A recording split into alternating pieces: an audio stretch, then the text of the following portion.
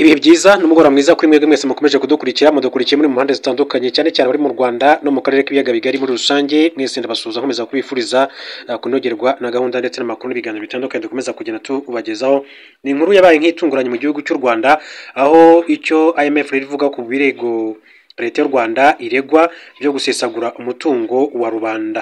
Iyi raporo nshya yashyizwe ahagaragara n'ikigega mpuzamahanga cy'imari IMF mu Ukwakira 2025 yerekana ishusho itandukanye cyane bivugwa n'abakunze kunenga uko u Rwanda rukoresha umutungo rusange ugenewe abanyarwanda, aho bivuga ko rero uyu mutungo usesagurwa ugashyirwa mu bikorwa remezo bidafitiye abaturage inyungu mu gihe cya vuba. Hanyuma rero ndaza guca muri Repubulika ya Demokarasi ya Kongo mabwire ko FARDC iravuga ko yisubije agace ka Katoyi. Ni igisirikare cya Kongo mu mirwano ikomeye cyane ikomeje guhuza FARDC ndetse n'umutwe w'abarwanyi wa M23. Hanyuma turaza no kurebera hamwe aya makuru avuga yuko hatangiye iperereza ry'Ububiligi ku muryango wa Perezida Felix Tshisekedi yafashe indi ntera.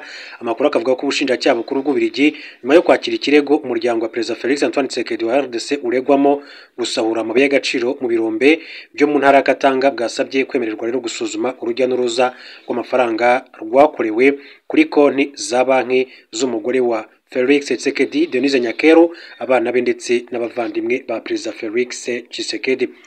Kwihuse reka mpere kuri inkuru mbabwire ko raporo nshya yashyizwe ahagaragara n'ikigega mpuzamahanga cy'imari IMF mu kwezi kwa 10 mwaka wa 2025 yerekana ishusho itandukanye cyane n'ibivugwa n'abakunze kunenga uko u Rwanda rukoresha umutungo rusange.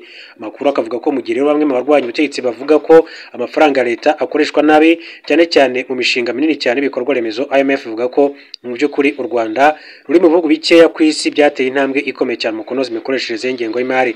Mu isesengura ryayo IMF yatoranyije ibihugu 5 gusa byageze ku rwego rwo hejuru mu kunoza imicungire y'amafaranga leta. U Rwanda nirwo rukumbi rwo mu karere ruza kuri urwo rutonde ruriho ibihugu bya nka Croatia, Bahrain ndetse n'igihugu cya UK nk'uko amakuru akomeza kubishimangira. Hanyuma rero kandi makuru akakomeza avuga yuko raporo yibanze cyane ku rwego rw'uburezi, aho u Rwanda rwerekanye ubwiyongere bw'imikorere, no kuvuga efficiency mu rwego rw'icyongereza, butaboneka kenshi cyane mu bihugu bikenye 8% hagati ya 2007 kugeza 2011, 3% hagati ya 2013 na 2016. Bivuze ko igihugu cyabashije kongera umusaruro n'ireme ry'uburezi bitabanje kongera amafaranga menshi cyane. IMF ivuga ko imigambi nka 9 years basic education 2006, 1 laptop per child 2008, 12 year basic education 2012 byafashije kwagura amashuri, kongera abarimu no kugeza ikoranabuhanga ku bana benshi cyane cyane abaturuka mu bice by'icyaro. Uko kunoza imicungire y'ingengo y'imari rero kwatumye u Rwanda rugera ku ntego nko bwinshi bw'abana biga mu mashuri abanza hafi ya bose, abava mu mashuri abanza bajya mu yisumbuye biyongera, n'itandukaniro riri hagati y'abatuye mu mijyi ndetse n'icyaro rigabanuka. Raporo ishimangira ko ntaho bigaragarira ko imishinga minini cyane yubakwa mu Rwanda ari imishinga y'ibyifuzo by'abantu ku giti cyabo nk'uko bamwe babivuga, ahubwo yerekana ko ari ibikorwa bifite ishingiro mu gukemura ibibazo birimo imikurire y'abana benshi cyane bari mu mashuri, icyuho cy'ubumenyi no kwiyubaka k'ubukungu bushingiye ku bumenyi n'ikoranabuhanga. Hanyuma rero nubwo politike itabura impaka ku mishinga minini cyane ibikorwa remezo, IMF ivuga ko ibyegeranyo byayo bitanga ishusho idasa n'iy'abakomeje kunenga leta y'u Rwanda. Hanyuma rero reka duhindure ingingo turebera hamwe n'andi makuru akomeje kugenda avugwa. Tuyakomereze muri Repubulika Iharanira Demokarasi ya Kongo, mbabwire ko amakuru arimo avugwa aravuga yuko FARDC ni igisirikare cya Kongo kiravuga ko kisubije agace ka Katoyi, aho ingabo za Repubulika ya Demokarasi ya Kongo na Wazalendo ziravuga ko zigaruriye umujyi wa Katoyi zirangije zamagana kurenga ku gahenge kw'inyeshyamba za M23. Igisirikare cya Kongo kivuga ko kigaruriye umujyi wa Katoyi muri teritwari ya Masisi mu gihe gishinja inyeshyamba za AFC 23 kurenga ku masezerano yo guhagarika imirwano yasinyiwe muri Katari, zongera kandi ibitero byibasiye ibirindiro byacyo muri teritwari za Walikare, Masisi na Rucuru. Nk'uko ubuyobozi bukuru bw'ingabo bubitangaza, ngo ibi byagezweho nyuma yo gufata ibindi bice birimo Kazinga, Kasheke ndetse na Bibata n'akandi gace kitwa Bibatama nk'uko amakuru abivuga. Hanyuma rero amakuru aturuka mu buyobozi avuga ko uyu mutwe witwaje intwaro ugerageza kwerekeza mu gace ka Ntongo gaherereye nko metero 40 uvuye ahari ibirindiro by'ingenzi by'ingabo za Congo ni ihuriro bafatanyije koalisiyo yabo. Imirwano kandi yavuzwe aherekeza amajyaruguru ya teritwari ya Rubero mu ntara ya Kivu y'Amajyaruguru nk'uko amakuru akomeza kujya bishimangira. Tuki muri iki gihugu ni imwe mu nkuru ikomeje kugenda igarukaho. Nahoze ndeba kuri kimwe mu bitangazamakuru byandika mu rw'igifaransa cyitwa Africa Intelligence gifite icyicaro mu gihugu cy'Ubufaransa, cyanditse inkuru ikomeye cyane. Ni inkuru ikomeje kugenda inavugwa mu bitangazamakuru bitandukanye. Nabonye ibitangazamakuru byo mu Rwanda biri kuyandika no muri Congo nka Actualité.cd yo muri Congo mu mujyi wa Goma yanditse ivuga yuko iperereza ry'Ububiligi ku muryango wa Perezida Felix Tshisekedi ryafashe indi ntera.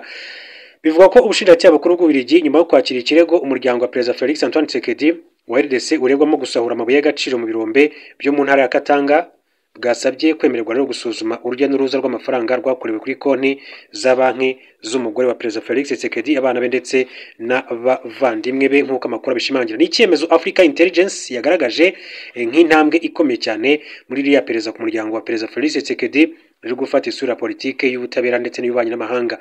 Hanyuma ku itariki ya 8 Nyakanga nibwo abanyamategeko Bernard ndetse na Berieke Menya bahagarariye imiryango itari ya leta muri Grand Katanga ndetse n'abayobozi bane ba societe icukura amabuye y'agaciro muri Katanga ya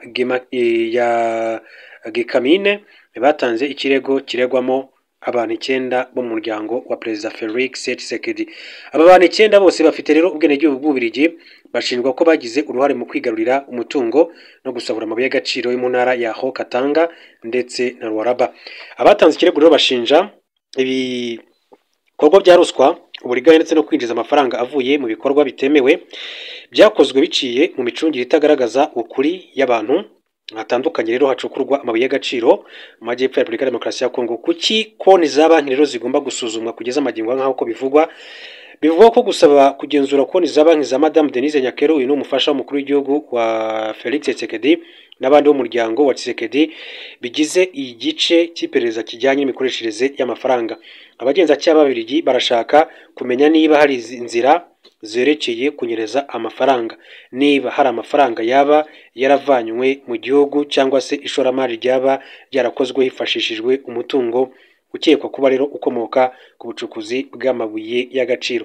Amakuru avuga ko abagenzacyaha bakeka ko hashobora kuba harabayeho kohereza amafaranga mu bihugu bizwiho kubika ubutunzi bw'ibanga, kongera kuyashora mu Burayi ndetse n'imikoreshereze idahura n'amafaranga abagize umuryango batangaza ko binjiza buri gihe. Kuri ubu rero abagize umuryango wa Perezida Felix Tshisekedi bakana ibyo bashinjwa. Witwa Jacques Tshisekedi ni murumuna wa Perezida Felix Tshisekedi, yavuze ko ibyo ashinjwa ari ikinyoma bidafite ishingiro kandi ko biteye icyasha. Ashinja imiryango itegamiye kuri leta yabareze gukoreshwa mu nyungu za politike. Iyi ntara ya Katanga ifatwa nk'umutima w'amabuye y'agaciro ya RDC akenerwa ku isoko mpuzamahanga arimo ubutare, lithium ndetse n'andi atandukanye. Raporo mpuzamahanga nyinshi cyane zerekana ko igice kinini cyane cy'amafaranga ari ya mabuye yinjije hagati ya 2017 na 2024 abarirwa muri miliyari 129 z'amadolari Amerika atigeze rero yinjira mu isanduku ya leta mu gihugu cya Congo. Ububiligi bwatangiye gukurikirana abaregwa kubera ko bafite ubwenegihugu bwabwo. Kuri ubu bamwe mu banyekongo baba mu Bubiligi hari abatangije inyandiko zisaba ko umutungo w'umuryango wa Felix Tshisekedi wafatirirwa by'agateganyo kugeza magingo angana. Reka tugire turebe ibizava muri urwo rubanza baregwa. Mureka tujye muri Mwenga naho ni muri Congo, mbabwire ko abawazarendo bicishije inkoni umuyobozi w'agace ka Kigumo. Umuyobozi w'agace ka Kigumo muri groupement ya Bagunga, sheferi ya Wamuzimu, teritwari ya Mwenga, Kivu y'Amajyepfo, yapfuye yishwe n'inkoni yakubiswe n'inyeshyamba za wazarendo ziherereye muri ako karere. Amakuru avuga ko nk'uko societe civile kandi yo muri ako gace yashyize ahagaragara kandi ikamagana iki gikorwa ngo ibyabaye kuwa kabiri tariki ya 18 Ugushyingo. Perezida wa societe civile yaho Olivier Kapuku yagize ati umuyobozi witwa Kanaume utuye mu mudugudu wa Kigumo yishwe n'inyeshyamba y'umutwe wa wazarendo washi ufite icyicaro irugushwa nyuma yo gukwitwa mu buryo bukabije. Ari makuru agera kuri Actualité.cd ashinja umuyobozi wa groupement ya Musari ya kane kuba yarahaye rero umuyobozi w'agace ka Kigumo inyeshyamba z'abawazarendo. Amakuru avuga ko uwahotewe yicwe n'ibikomere rero nyuma yo gukubitwa mu buryo bukomeye cyane. Societe civile irasaba ko abakoze ibyo bikorwa bahanwa ndetse kandi hagategurwa iburanishwa mu ruhame irugushwa aho icyaha cyakorewe muri iki gihugu cya Repubulika Iharanira Demokarasi ya Kongo.